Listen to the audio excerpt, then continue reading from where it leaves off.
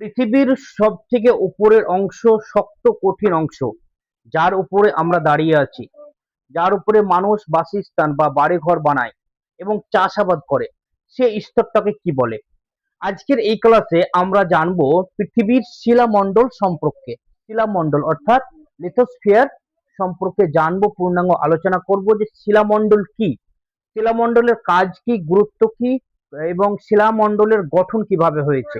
এই সম্পূর্ণ আমরা এই ক্লাসে ডিসকাশন করব, আলোচনা করব। প্রথমে যেটা পয়েন্ট হচ্ছে যে শিলামণ্ডল কি, শিলামণ্ডল কোন অংশটাকে শিলামণ্ডল বলে এবং কোথা থেকে কি হয়, এবং এই শিলামণ্ডলের কি হয়, সংজ্ঞা কি বলছে। শিলামণ্ডল বা লিথোস্ফিয়ার হলো পৃথিবীর সবচেয়ে বাইরের কঠিন ও শক্ত আবরণ। এটি মূলত ভূত্বক, ভূত্বককে ইংরেজিতে কি বলে, ক্রুস্ট, ভূত্বক এবং উপরিভাগের কঠিন ম্যান্টাল অর্থাৎ আপার ম্যান্টাল নিয়ে গঠিত। পৃথিবীর সব থেকে শক্ত এবং কঠিন যে বাইরের কঠিন অংশ, পৃথিবীর বাইরের যে শক্ত কঠিন অংশটি, সেটাকে বলছে কি, শিলামণ্ডল। কি কি নিয়ে গঠিত? এটি মূলত ভূত্বক অর্থাৎ ক্রুস্ট এবং উপরিভাগের কঠিন ম্যান্টাল অর্থাৎ আপার ম্যান্টাল দিয়ে গঠিত। ভূত্বক, ভূত্বক এবং উপরের ভাগের যে ম্যান্টাল, সেটা নিয়ে এই শিলামণ্ডল গঠিত। তাহলে প্রথমে শিলামণ্ডল আমরা জানলাম। শিলামণ্ডল কি, যে পৃথিবীর বাইরের সব থেকে শক্ত এবং কঠিন অংশটিকে বলে কি, শিলামণ্ডল। এটি মূলত ভূত্বক এবং উপরিভাগের ম্যান্টাল নিয়ে গঠিত। ঠিক আছে, তারপরের পয়েন্ট বলছে কি, সহজ ভাষায় যদি আমরা এটাকে মনে রাখি, তাহলে ভূত্বক যোগ ম্যান্টালের কঠিন উপরের অংশ সমান সমান শিলামণ্ডল। অর্থাৎ শিলামণ্ডল গঠন হয়েছে দুইটি ভেদ নিয়ে বা দুইটি অংশ নিয়ে পৃথিবীর, সেটা একটা হচ্ছে কি ভূত্বক, আর একটা হচ্ছে ম্যান্টালের কঠিন উপরের অংশ, উপরিভাগটাকে নিয়ে এই শিলামণ্ডল গঠিত হয়েছে। তারপরে পয়েন্ট বলছে কি, শিলামণ্ডলের গঠন। শিলামণ্ডলের গঠন আমরা সংজ্ঞাতে জানলাম যে দুইটি বস্তু বা দুইটি অংশ নিয়ে পৃথিবীর শিলামণ্ডল গঠন, একটা হচ্ছে ভূত্বক এবং একটা হচ্ছে উপরের মেন্টাল অংশটিকে নিয়ে শিলামণ্ডল গঠন হয়েছে। তাহলে শিলামণ্ডলের গঠন পয়েন্টে কি বলছে, যে শিলামণ্ডল প্রধানত দুইটি অংশ নিয়ে গঠিত, যেটা আমরা সংজ্ঞাতে জানলাম যে শিলামণ্ডল দুইটি অংশ নিয়ে গঠিত হয়েছে। তাহলে এক নম্বর কি বলছে, ভূত্বক। ভূত্বক অর্থাৎ ক্রুস্ট।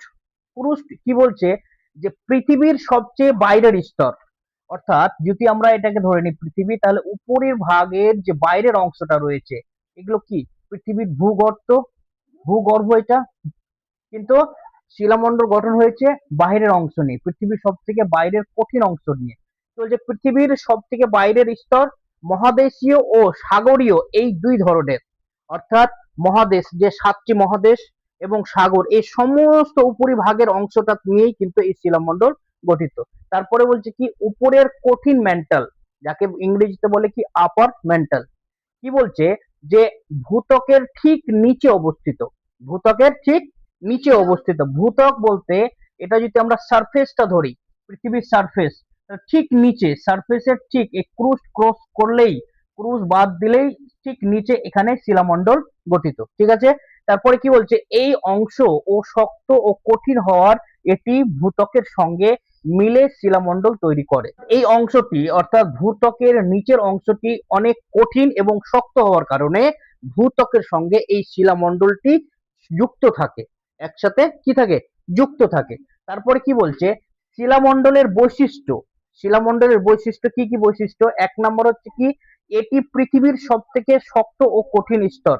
ঠিক আছে, দুই নম্বর হচ্ছে কি, এর গড় পুরুত্ব প্রায় 100 কিলোমিটারের, কিন্তু স্থান ভেদে আলাদা আলাদা জায়গাতে কিন্তু এর পুরুত্ব অর্থাৎ মোটাটা কোথাও কম হতে পারে, কোথাও বেশি হতে পারে। অর্থাৎ যেখানে জলভাগ, যেখানে মহাসাগর, সেখানে তার পুরুত্ব কম হবে, এবং যেখানে ভূত্বক, ক্রুস্ট এবং আপার মেন্টাল এই একসাথে হলে পরে এর পুরুত্ব অর্থাৎ মোটা, যদি আমরা এটাকে ধরি যে ভূত্বক এবং এখান থেকে এটা হচ্ছে ক্রুস্ট অর্থাৎ ভূত্বক এবং এটা হচ্ছে কি আপার মেন্টাল, এই সমস্ত জায়গাটা পুরুত্ব অর্থাৎ মোটাটা হচ্ছে কত কিলোমিটারের, 100 কিলোমিটার। অর্থাৎ 100 কিলোমিটার জায়গাকে যদি আমরা লম্ব করি, দাঁড় করি, যতটা মোটা হবে এই শিলামণ্ডলটা হচ্ছে অতটা মোটা বা পুরুত্ব। ঠিক আছে, তারপরে কি বলছে, এটি অনেকগুলো, এটি অনেকগুলো টেকটনিক প্লেট বিভক্ত।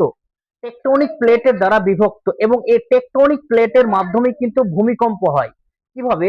যখন টেকটনিক প্লেট একে অপরের সাথে সংঘর্ষ হয় বা একটির মধ্যে আরেকটি আহ, ওর ভিতরে ঢুকতে চায়, তখন কিন্তু ভূমি কেঁপে ওঠে বা ভূমির যে ব্যালেন্স, যেটা ব্যালেন্স থাকে, ভারসাম্য থাকে, সেটা হারিয়ে ফেলে। 4 নম্বর বলছে কি, এই প্লেটগুলো নিচের আস্তেনোস্ফিয়ারের উপরে ধীরে ধীরে সরে যায়, অর্থাৎ ধীরে ধীরে চলতে থাকে। এই যে এর মধ্যে কিন্তু এই ধরনের প্লেট, টেকটনিক প্লেটের সিস্টেম রয়েছে। এইগুলো নিজের নিজের পথে কিন্তু চলতে থাকে, কিন্তু বাই চান্স কোনো একটি টেকটনিক প্লেট যদি আর একটির মধ্যে ঢুকতে চায় বা যখন ডিসব্যালেন্স হয়ে যায়, ভারসাম্য হারিয়ে ফেলে পৃথিবী অত্যন্ত কিসের কারণে, উত্তপ্তের কারণে বা দূষণের কারণে, তখন কিন্তু পৃথিবীতে ভূমিকম্প নেমে আসে বা ভূমিকম্প হয়। অর্থাৎ যে স্থানে ভারসাম্য, টেকটনিক প্লেটে ভারসাম্য হারিয়ে যায়, সেই স্থানটা কেঁপে উঠে, তখন সেটাকে আমরা বলি ভূমিকম্প বা ভূমি কাঁপছে। তারপরে 5 নম্বর বৈশিষ্ট্য বলছে কি, প্লেটের চলাচলের ফলে ভূমিকম্প, আগ্নেয়গিরি ও পর্বত সৃষ্টি হয়। এই যে টেকটনিক প্লেটগুলি চলাচল করে, যেটা বললাম যে একে অপরের সঙ্গে যখন সংঘর্ষ হয়ে যায় প্লেটগুলোর মধ্যে, তখন কিন্তু বিভিন্ন ধরনের দুর্যোগ আসে, ভূমিকম্প আসে, আগ্নেয়গিরি ফেটে যায় এবং পর্বতের সৃষ্টি হয়। ঠিক আছে, তাহলে এই ছিল 5টি বৈশিষ্ট্য। তারপরে বলছে কি, শিলামণ্ডলের গুরুত্ব, ইম্পর্টেন্সটা কি, পরিবেশে ইম্পর্টেন্স তো দরকার, যে কোনো বিষয় আমরা পড়লে পরিবেশের সাথে কি অ্যাডজাস্ট করছে বা পরিবেশের কি উপকারে আসছে, সেটা আমাদের জানা খুব প্রয়োজন।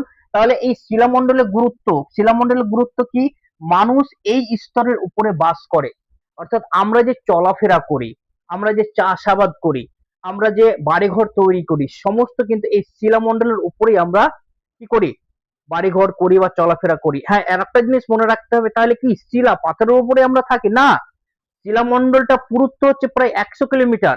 উপরের ভাগটা হচ্ছে, পৃথিবীর উপরের ভাগটা হচ্ছে ভূত্বক, এবং নিচে যত আমরা যাব, নিচে কি পাবো, মাটি। যদি আমরা সহজ ভাষায় বলি, মাটি যদি আমরা খনন করি, তাহলে কি পাবো, প্রথমে মাটি, বালি, নুড়ি পাথর, তারপরে আস্তে আস্তে আস্তে আস্তে পাথর।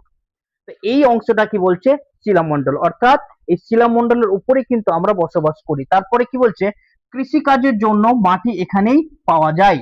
অর্থাৎ এই শিলামণ্ডলের উপরেই কৃষি কাজ করার জন্য মাটি এখানে পাওয়া যায়, বিভিন্ন ধরনের মাটি, বিভিন্ন এলাকায় বিভিন্ন ধরনের মাটি পাওয়া যায়।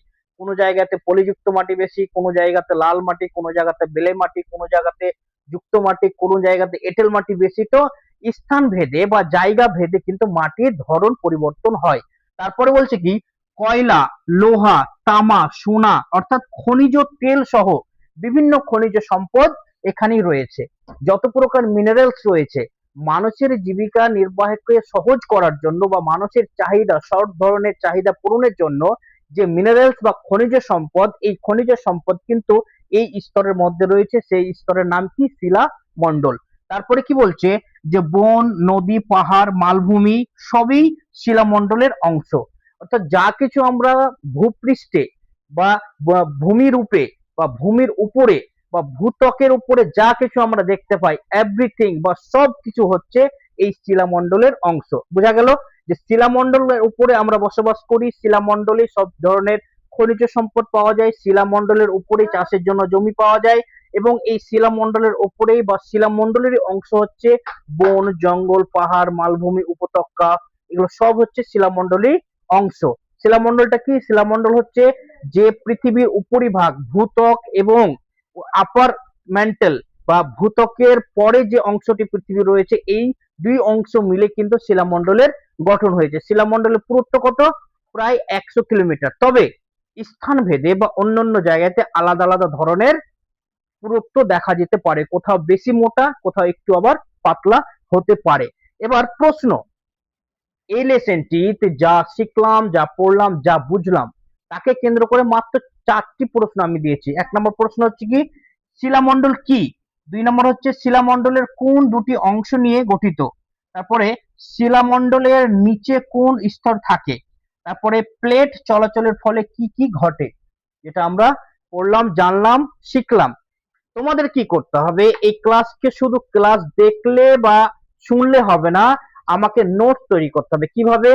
প্রথমে যখন তুমি ক্লাস দেখা শুরু করবে, নিজেকে প্রিপেয়ার করো বা নিজেকে প্রস্তুত করো নোট তৈরি করার জন্য। ধীর গতিতে মনস্থির করে চুপচাপ ভালো করে শুনে যেটা বুঝলে পয়েন্ট করে সেটা নোটস তৈরি করো। যেমনটা পয়েন্ট করে রেখেছি, প্রথম পয়েন্ট আমরা দিয়েছি কি শিলামণ্ডল কি, তারপরে তারপরে পয়েন্ট শিলামণ্ডলের গঠন, তারপরে শিলামণ্ডলের বৈশিষ্ট্য, তারপরে শিলামণ্ডলের গুরুত্ব। তুমিও ঠিক এইভাবে পয়েন্ট করো এবং মনোযোগ সহকারে শোনো, এবং প্রথম থেকে শেষ পর্যন্ত মনোযোগ সহকারে শোনো, কোনো ব্রেক না করে। এমনটা না যে আমি 10 সেকেন্ড 20 সেকেন্ড স্কিপ করে দিলাম বা একটু পরে আবার এসে দেখছি, না। যখন দেখা শুরু করবে, ফ্রি সময়ে দেখা শুরু করবে, ক্লাস যখন দেখবে শুনবে, তখন কিন্তু পাউচ করা যাবে না। একরকম শুরু থেকে শেষ পর্যন্ত মনোযোগ সহকারে শুনতে হবে, দেখতে হবে তা, এবং যাই তুমি বুঝবে, যখন তুমি যে পয়েন্টটা বুঝে যাবে সেই পয়েন্টটাকে নোট লেখার জন্য সেই সময় শুধু তুমি পাউচ হতে পারো, পাউচ করতে পারো, এবং তারপরে আবার কন্টিনিউ করে যা বুঝবে তা তুমি নোট তৈরি করে রাখবে। তাহলে তুমি পরীক্ষার মধ্যে তোমার এই অধ্যায়, যেই অধ্যায়ের বা যেই ক্লাস দেখছো ওই ক্লাসের উপর ভিত্তি করে যদি কোনো প্রশ্ন আসে, তাহলে তুমি সহজে উত্তর দিতে পারবে। কাজ করতে হবে কি, নোট তৈরি করতে হবে, মনোযোগ সহকারে তোমাকে ক্লাস দেখতে হবে এবং শুনতে হবে।